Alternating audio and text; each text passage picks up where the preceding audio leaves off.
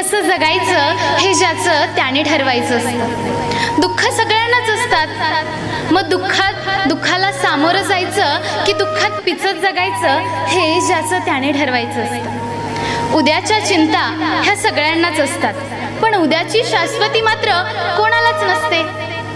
मग उद्यासाठी मरायचं की आजच्या दिवसामध्ये संपूर्ण आयुष्य जगायचं हे ज्याचं त्याने ठरवायचं असतं. समाजात जर आपलं अस्तित्व टिकवायचं असेल तर स्पर्धा ही अटळ आहे, पण ही स्पर्धा दुसऱ्याशी आहे की स्वतःशीच हे ज्याचं त्याने ठरवायचं असतं. समाज हा दुसऱ्यांना निंदा करण्यासाठीच असतो. मग कोणासाठी जगायचं? समाजासाठी जगायचं की स्वतःसाठी हे ज्याचं त्याने ठरवायचं असतं. आयुष्यात सुखाचे 4 क्षण येतात, टिचभर सुखात सुख मानायचं,